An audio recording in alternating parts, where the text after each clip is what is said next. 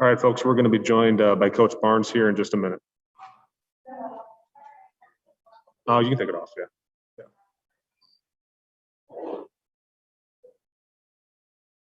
And just take yourself off mute there. Yep. All right. How's it going, everybody? Thank you for having me today. All righty, folks. Thank you. Thanks, Coach Barnes, for joining us. Let's start it out with Dan Hope from 11 Warriors. Dan. Hey, Matt, you are taking over the secondary coach this year. Just want to know what's that transition been like for you, and kind of how do you think that this new arrangement between you and Kerry can ultimately lead to improvement on the back end? Yeah, great question. Thank you, Dan. It's been great. I've really enjoyed it so far. I mean, I really enjoyed the opportunity to be involved with special teams, and I will remain involved in special teams, but I'm just really passionate about coaching defense. So for me, I've really enjoyed the opportunity to kind of dive headfirst into defense. Kerry and I have worked in chorus, through this transition, and Kerry remains to be very involved with our defensive backs. But I think, maybe helping him, because the back end is so heavily involved. I think maybe taking some of that, alleviating some of that stress or time spent allows him to really dive into the coordinator role and see some things that when you're immersed in the defensive backfield, you maybe don't see the whole picture quite as well, type of thing. But I think hopefully it's allowed him to have some more time to really focus on the coordinating. Thanks, Matt. All righty, let's go next to Nathan Baird, Cleveland.com. Hey, Matt, we've just been trying to figure out exactly who's been working out where at some of those spots, just because there seems to be sometimes some crossover and sometimes not. Who right now is in the mix at slot cornerback? And is there still a big differentiation in your mind between someone like Lathan Ransom, who will, was playing nickel last year? Can he be involved at slot corner? Do you still see, is there a big difference between those two positions? And this is not the answer that you guys are going to want to hear, but we're so far from a depth chart right now, so far from locking guys into positions. I mean, you can ask the players. I mean, we don't even watch defenses when we meet. We just watch techniques and we teach concepts. And, like right now, Lathan has played every position in the secondary this spring, and he's not the only one. It's really just an emphasis in effort, technique, concepts, rather than honing in right now. And I guess it's April now, but we got a long way to go before we got to line up and have a game plan and go play the game. So right now it's concepts, it's techniques. It's becoming great football players. All righty, next we'll go to Bill Landis from The Athletic. Hey, Matt. I guess along those same lines, like where has Cam Martinez been working? Like he seems like a guy's a skill set who can move around to a bunch of spots too. Just what are his strengths right now, and what do you like? What do you like from what you've seen from him? Well, I'll tell you this about Cam Martinez: you can't sit in a meeting without hearing great things about him right now. Whether that's strength and conditioning, our nutritionist brags about him, our training staff brags about him. I just 5 minutes ago walked out of a special teams meeting where Coach Fleming was bragging on how well he's done in special teams. Cam has really put his head down and gone to work since this past season ended, and he's got to be one of the most improved guys so far that we've seen. He's played inside, he's played outside. He'll play true safety for us. Again, we're really just diving into techniques and concepts right now. All righty, we'll go next to Bill Rabinowitz, Columbus Dispatch. Hi, Matt. Bill, you have everyone has a different personality than Kerry, I guess. He's just so kind of electric out there. You have a more, I think, understated style. How does that? How would you compare your style? And is that kind of a weird thing to know that the guy that you're, I don't want to say replacing, because he's obviously still there, has a very different style? And how would you describe your style with the players? Well, let me brag on Kerry's style for a minute, man. I admire his energy. I admire, he sees everything in practice. He's all over it. He's unbelievable. He does a fantastic job. And, I'm with you. I'm probably a bit more reserved. I'm a little bit more animated, maybe on the practice field. But I think we work really well together. I think we play off of each other. You asked about my style. My style is more matter of fact. I just want you to get my corrections, and I don't want. I want you to hear what I'm saying and not necessarily how I'm saying it. So I just want to make sure that I'm communicating as clearly as I can. All righty, next up, we'll go to Patrick Murphy. Patrick. Hey, Matt. One of the things Ryan made very clear to us was continuity with promoting you and promoting Parker. He talked about the special teams and keeping language all the same. I'm just curious how you have gone about that and what that process has been like from your perspective after we kind of heard Ryan harp on it a little bit early on in the spring. Yeah, and I wish you guys could have just been in our special teams meeting. It was elite. It was one of the best meetings I've ever been in. I think Parker Fleming is an outstanding football coach. I don't think he's good. I don't think he's great. I think he's elite. That's kind of been something that maybe is a little bit different that we do here. 2 years ago, I really tried to emphasize, and it's just kind of gain momentum and gain momentum and gain momentum. And Parker's really taken it and run with it. It's sort of just learning football through the kicking game. It's not punt, it's not punt block, it's not kickoff, it's not kickoff return. It's football. Avoiding a block is avoiding a block. It doesn't matter where that block occurs. Whatever it may be. So we're really just trying to learn the game, through kicking, and Parker's done an outstanding job. And that's something that's come from the top down with Coach Day, is making sure that we're speaking the same language. And again, it just goes in course with concept teaching, and it's really difficult, I think, as a player to learn, 1,000 different scenarios. But if we can boil them down to 10, 15, 20 different situations that a player would find himself in, whether it's offense, defense, or kicking game, then I think you've got a chance to take those coaching points and apply them. Next, we'll go to Tony Gerdeman, Buckeye Scoop. Tony.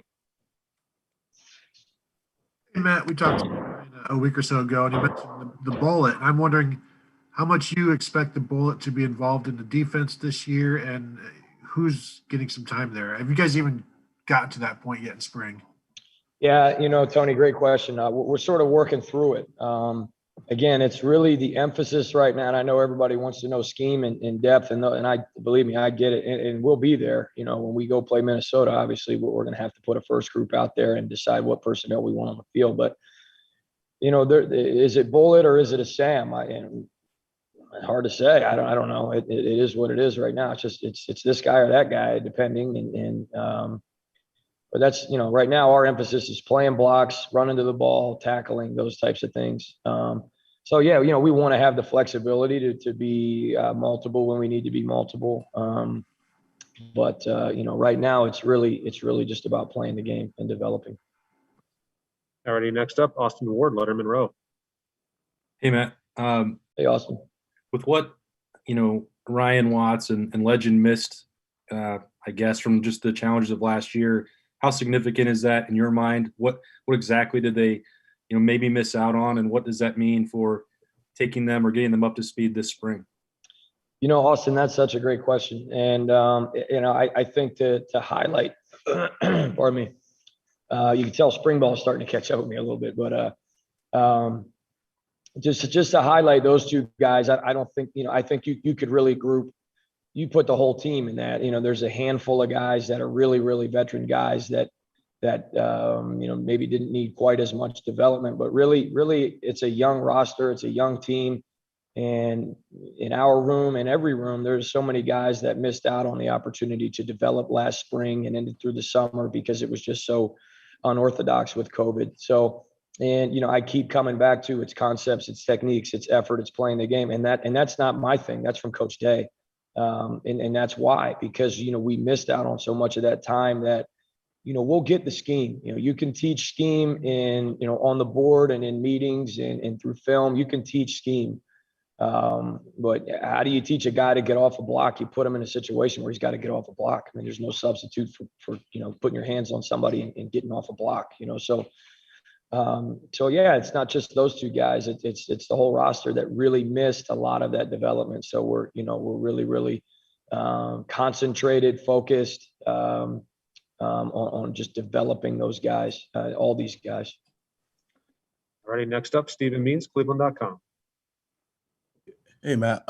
Before you took over this job, back when you were the assistant defensive backs coach and special teams coach, how involved were you in the defensive back recruiting in comparison to what you are obviously now? I know Jansen Dunn was completely you, but outside of that, how involved were you? One thing I think we do a great job of here is sort of recruiting as a team, as a program. So for me to sit here and say I recruited even Jansen Dunn, I mean, I'd love to sit here and say I did this, I did that. I didn't. I played a role in it. But one, the program sells itself. Two, if you sit down on the couch with Coach Day and have a conversation, you would want to be a Buckeye as well. I mean, he's an unbelievable human being. Again, the place sells itself. Coach Combs is arguably one of the greatest recruiters in college football history. So, I think one of the things that I do well is realize who I am, and I'm not super well known and those types of things, and I'm okay with that. So what I try to do is facilitate a lot of conversation with people who are, a little bit more brand recognizable and those types of things. I make emphasis where I can make emphasis. But if I'm involved in recruiting a defensive lineman, I'm going to Larry Johnson. And I could care less who if I get a tick mark on the internet for it or not. If it's a guy I think can help our program, I'm going to do whatever I can do to get him. And frequently for me, that entails involving other members of our program. Nice. All righty, this will be the last question for Coach because we got Josh Proctor ready for you. So we'll go to Brendan Gulick. Brendan. Hey, Matt. Hey, Brendan. Hey, curious how much time, or maybe time's not the right word, how much you enjoy and relish the teaching aspect of this time of year. You made it pretty clear that it's a lot about techniques. It's a lot about, working with certain guys on fundamental stuff. How much of that part of your job is really fun for you and something you look forward to? Man, what a great question, Brendan. I've just about every day that I've gone home, my wife has asked me, how's your day? And I'm like, just glowing, man. I just love it. I love the season. I love to compete. I love the game plan. But it's a different time right now. There's not as much pressure. It's not as game plan oriented. It's just about the game. And man, you don't know a guy that loves the game more than I do. So for me, just to right now focus on teaching the game. Like I love football. I love to teach the game. And you can ask JP when he gets up here, man. We watch very few plays. We really do. Everything is concepts and techniques. And I really, really take a lot of pride in my teaching and in setting up my meetings and trying to be creative and engaging in those types of things. So yeah, great question. But to say that I've enjoyed it would be drastically understating it. So great. Hey, can we get if I don't know how to mute myself, but if Jeremy's got a question, I'd like to answer his question if we can. Yeah, sure. Go for it. Thanks, Matt. My question is about Denzel Burke. I mean, we talk about Cam Martinez and the development from a year ago to now, from a kid who played offense primarily in high school to playing the defensive backfield. Denzel was a wide receiver for the most part at Saguaro and played a little bit of DB. Coming in early with some guys that maybe would be in the rotation not going this spring. How important has it been for Denzel, and what have you guys seen out of him? It's actually uncanny how natural he does a lot of things at corner for not having played there very much. I don't know if it's 7-on-7 development or he just had a trainer, somebody that he worked with, but he does a lot of things naturally very well. It's been fun to watch. He has elite feet, footwork, and patience that you don't see from many people, regardless of their age, but particularly for a young guy to sit at the line of scrimmage and have the patience that he has to play press technique and some other techniques that you wouldn't, he looks seasoned. I'll put it that way, JB. He's been a very, not that we're surprised but I am to a degree, just kind of blown away by how far along he looks at times. Now he's still got a long way to go. Don't get me wrong, but he looks pretty natural in there. So really excited about him. Appreciate it. Thanks. Thank you very much, Coach Barnes. Really appreciate your time. Got it. And we'll bring in Josh Proctor here in just a sec.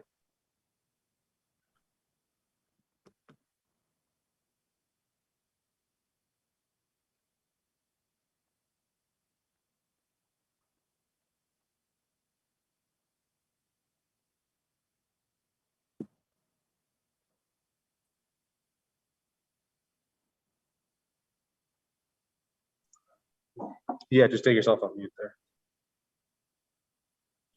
Yep, there you go. All right, folks. Say hello to Josh Proctor. We'll start out this round with Tony Girdman, Buckeye Scoop. Can you describe the teaching sessions with Matt Barnes? He said it's just so much looking at concepts and technique or no plays. Basically, I think the biggest change right now is just like the extra details, like being detailed in everything we do, as far as like footwork and the way we may flip our hips or stuff like that. And just really just breaking down the game and making sure like we understand what we need to do and when we need to do it. Alrighty, next we'll go to Joey Kaufman, Columbus Dispatch. Josh, how much more comfortable do you feel back there at safety, and just where do you feel you've made the most strides at that position in the last year? I'll say I'm pretty comfortable. I'm confident in what I do and my abilities, and I know I work hard, so I'm very comfortable back there. And what was the other question you had? I'm sorry. It was just where do you think you've kind of made the biggest improvement back there from? Obviously, you guys didn't get a full spring last year and shortened season, so just kind of where do you feel you've maybe improved the most? I think I've improved the most. I kind of like slowed everything down for myself. I'm a player. I get excited sometimes. My eyes get going everywhere, and I start thinking about it a lot. But I think I've slowed down. I've improved on my leadership. I bring the younger guys along, like trying to help them out, and just basically just being that leader, like taking over that role. All right, we'll go next to Tim May. Tim. Yeah, Josh, how long did it take you guys as a group to kind of get over that Alabama game? And what do you sense is going to just be different about you guys as a group going into this season, especially this spring and stuff? What have you noted that's a lot different? I mean, some of you guys are much older and wiser than you were this time a year ago, obviously. I feel like coming into these workouts, we've kind of came in with a chip on our shoulder. I wouldn't say everybody has let that game go, but I feel like that's pushed us a lot, and that's still something that's in the back of our heads every day. So we just go out and work. All righty, next up, Austin Ward, Lettermen Row.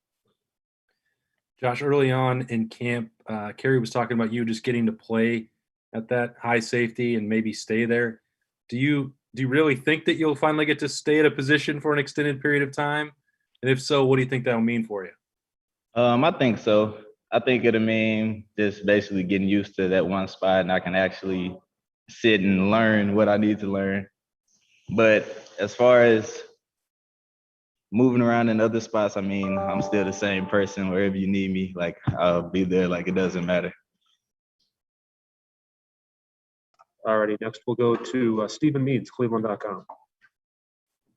Josh, now that Matt Barnes has been promoted and Kerry Combs is mostly just a defensive coordinator, kind of a two-part question. Or one, how much is Kerry Combs still kind of in your guys' room throughout the week? But then also, I guess, what are some of the difficulties? I think this is your fourth, technically secondaries coach since you've been here. So I don't know what are the difficulties. You have to get used to a new guy pretty much every year. I don't think it's pretty much of a big change. It's really just Coach Barnes just kind of taking over the role as explaining. Like, I feel like he's better at explaining stuff to us, kind of. He can break things down in different ways. But Coach Combs, he's still very much a part of everything we do. He doesn't miss anything. So.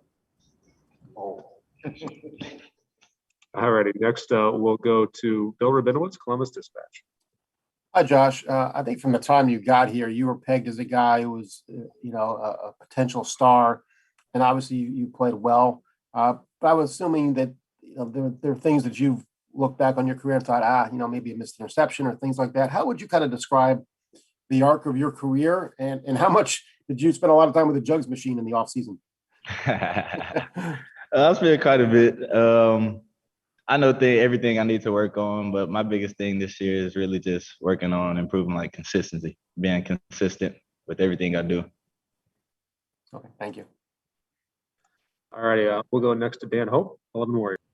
Yeah, Josh, to follow up on that, what are the things you feel like you can do to improve upon your consistency? What are the things that will help you make sure you're always in the right position?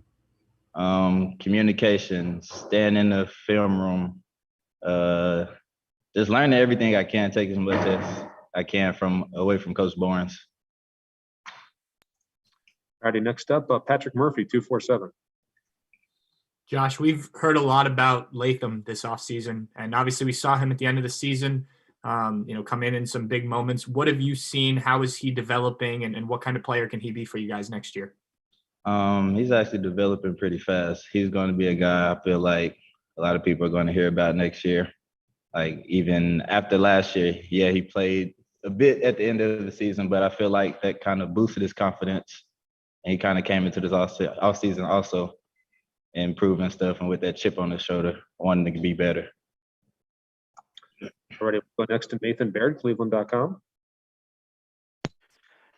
Josh, last season, you were kind of in the same position as far as maybe being that starting free safety, and the coaching staff went with somebody else in that position and someone else who was getting the bulk of those snaps. Did that experience, what did you learn from that? And did it give you any indication of what areas of your game needed to change or improve or be refined, whatever, in order for you to now take that job this year?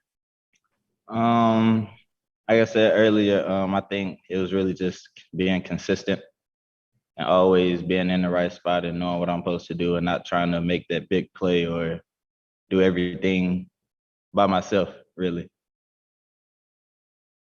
All righty, we'll go next to Spencer Holbrook from Lettermen Row.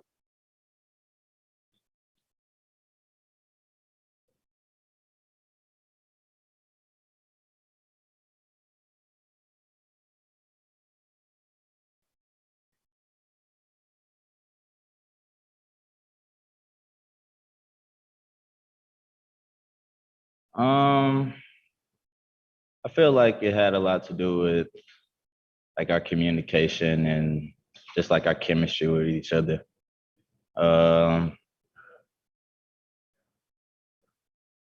Feel like communication goes a big way. And sometimes like, yeah, you know your job, but if you don't know what the other person's supposed to be doing or you don't know what the whole point of the defense may be, I think just breaking those things down and actually learning those things kind of helped us improve this year. And that was our biggest difference from last year. Last year just kind of seemed like everything was moving so fast. Dealing with Corona, not knowing who you're going to have the next week or the next day. So everything was just kind of felt weird. All righty. Josh, thank you very much for your time. We got Marcus Williamson ready for everyone, so we appreciate it, and we'll talk to you soon. Thank you.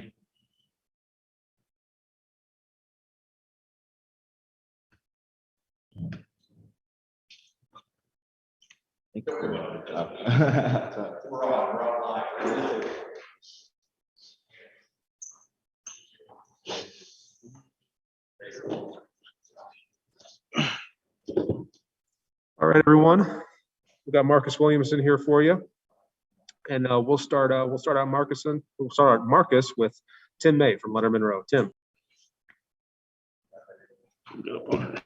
Marcus, how much more of an enlightened defensive player are you now compared to this time a year ago? I'm sorry, there's a little background noise. Could you repeat? Yeah, I said, how much more of an enlightened defensive player are you now compared to this time a year ago? And where do you see yourself kind of fitting in this revamped sort of secondary? Enlightened.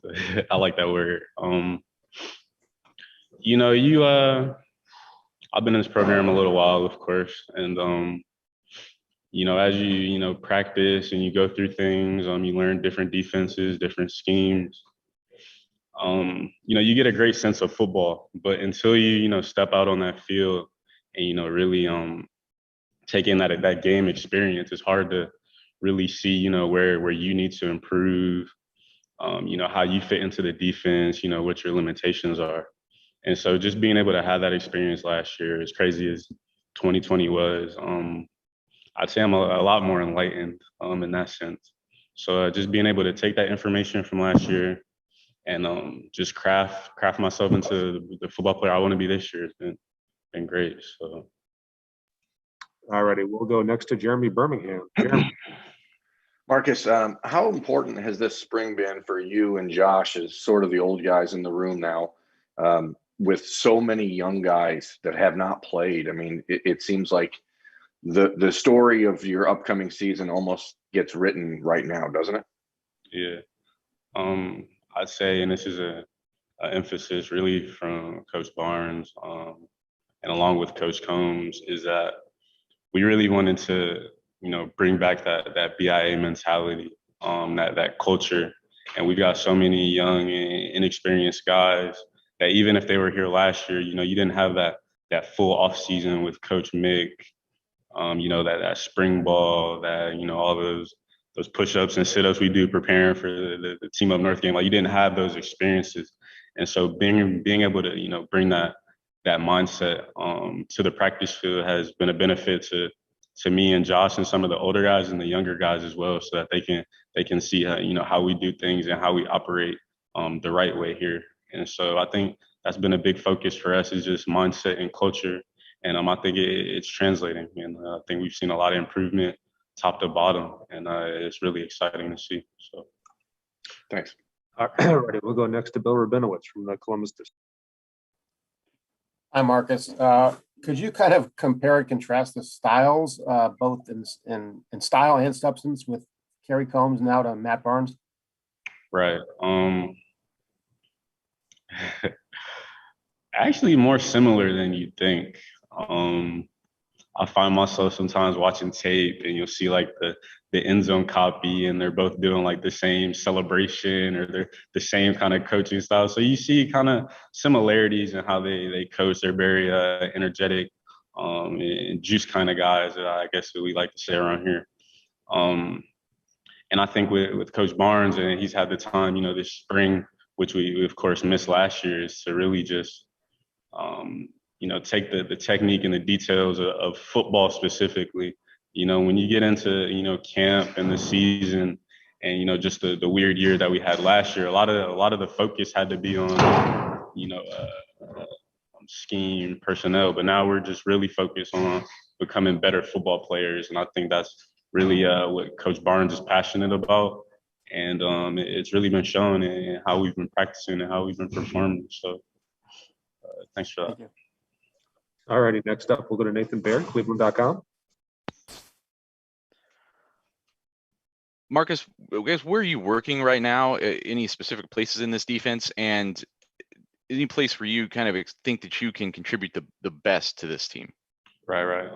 So I've been focusing almost exclusively in the slot. If you watched any last year, I think my role is sort of morphed into more of a safety role last year. I've definitely been working more in the slot this year and trying to really just, hone my coverage skills as well as, the physicality aspect of football. I've taken this time during spring to, really just focus on my strength, tackling, block destruction, all the details of being a defensive player that I think we can all improve on. And so just trying to bring that physicality back to the position and coverage skills, and use my skill set to the best of my ability. So that's been my focus this spring, and hopefully moving forward towards the season and the rest of this off season. So thank you. Next up, Austin Ward, Lettermen Row. Hey, Marcus, as you mentioned, you've been around a long time. You've seen some really good BIA units. And then last year, we understand the excuses of what may have made it challenging, but as a veteran and having seen both things, how much conversation is there about what happened with the pass defense and the national ranking for that last year? And you know, what is that like in that meeting room to try and reestablish that culture? I can say as a program, as a defense, as a unit, and even personally, we've all, you know, taken the approach of just getting better every single day. You know, some guys call it, you know, the 1%, you know, getting that 1% or finding that inch every day. But just really bringing that, you know, that mindset is how we've been able to approach, not really looking back. And I can say, just as a unit, this is one of the most talented, if not the most talented defensive back unit that I've seen since I've been here. Seems like these coaches out recruit themselves every year, and it's great to see the talent, the explosion, and, you know, just the skill set that these guys have. And so, like I mentioned earlier, just trying to bring that mindset of BIA back to the room that has so much talent. I think we're definitely breeding something special, and just looking forward to 2021. 2020 was 2020, but, you know, it's the same guys in that room, and we're just improving every day, and I think it's going to show. Alrighty, next up, Tony Gerdeman, Buckeye Scoop. Marcus, you've got 3 quarterbacks on this team who've never thrown a pass in college ball. Yeah. What you've seen from them, and how confident you guys are that you've got something there? You know, like I mentioned about the DB room, you look at, you know, really across the board, these coaches are recruiting their ass off, man. And so, you know, you look over there and the way these quarterbacks sling the ball, you know, just seeing their improvement day to day, it's really exciting.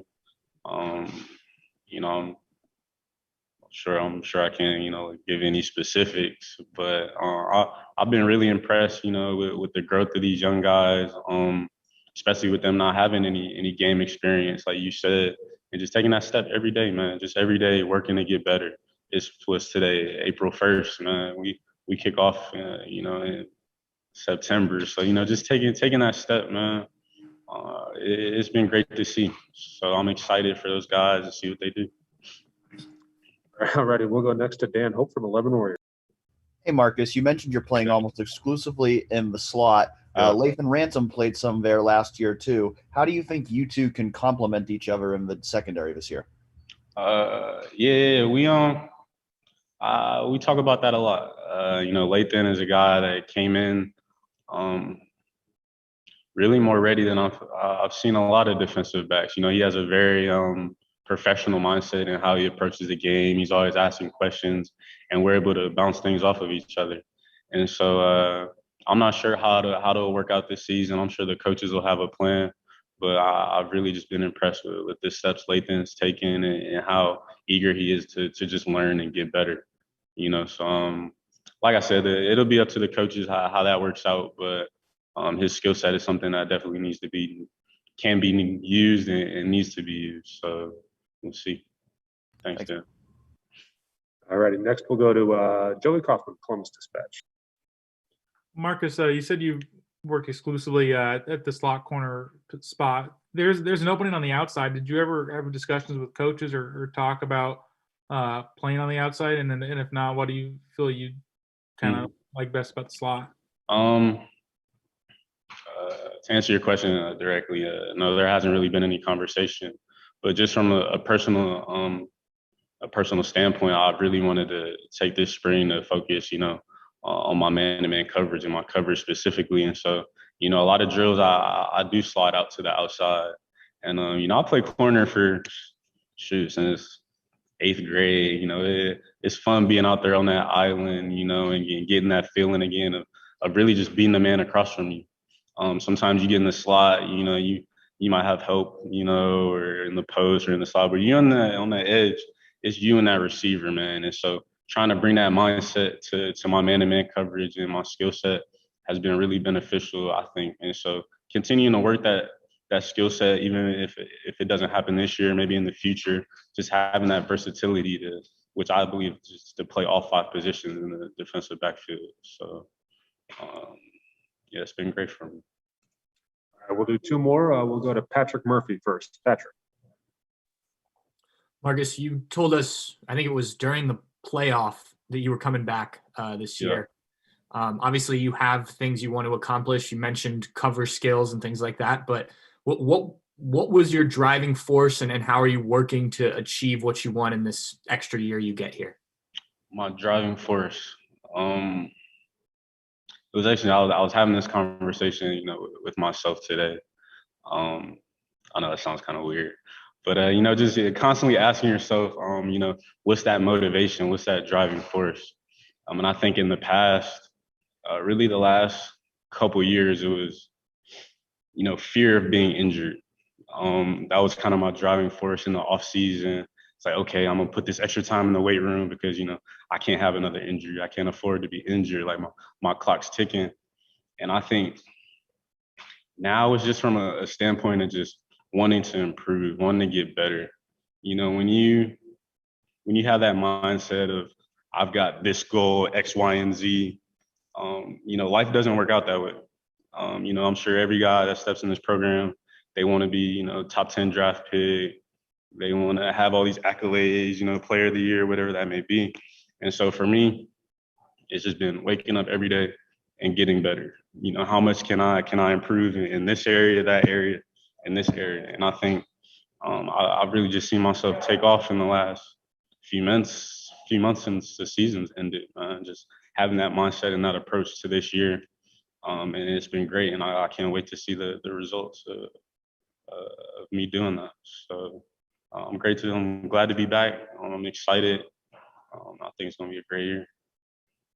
All right, and we'll wrap Marcus up with Jeremy Birmingham. Jeremy. Marcus, just to kind of play off that, and this may sound abrasive, but after all the struggles and the self-doubt and all those things over the last few years, why didn't you quit? Who was the person or the people that kind of kept you, dialed in, and how is that experience for you now helping you as a leader with those young guys that we already talked about? Yeah. It's funny, sometimes I get kind of emotional when I think about it. But I gotta give it all to my parents, man. I was raised in a sports household. If you've seen any sports movies, I kind of had the crazy sports dad. You're doing this sport this spring, and always working out in the basement. And I think I can really attribute it to wrestling. I kind of think about this all the time, but I grew up wrestling as my first sport. And there's not a lot of glory in wrestling. I remember growing up and, all my friends played basketball. I went to school with Caleb Wesson, big hooper, I'm in the back, in the gym, just wrestling, man, just getting better, just having that fight in me. And, I'm sorry, just having that fight in me, man. I've never been a quitter. And, just kind of having that mindset, that, whatever it is, I'm just going to fight through it. There's going to be better days. This will pass, that'll pass. Just keep going. And I swear I'm not crying. Just keep going, man. Just keep fighting.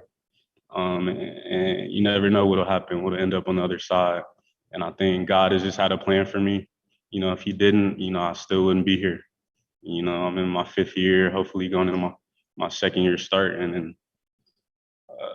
2-3 years ago, I was typing on my resume, seeing, what I wanted to do after football, So just having this opportunity, even if, it doesn't go as planned, just having this opportunity, man, to continue to do the sport that I love and to continue to have that wrestling and that fighting mindset has just taken me so far in life, and I hope it takes me farther. So, yeah, that's all I got. Thanks, dude. Awesome. Marcus, thank you very much for sharing that with us. Really, really appreciate your time today. Thank you. Y'all have a good one.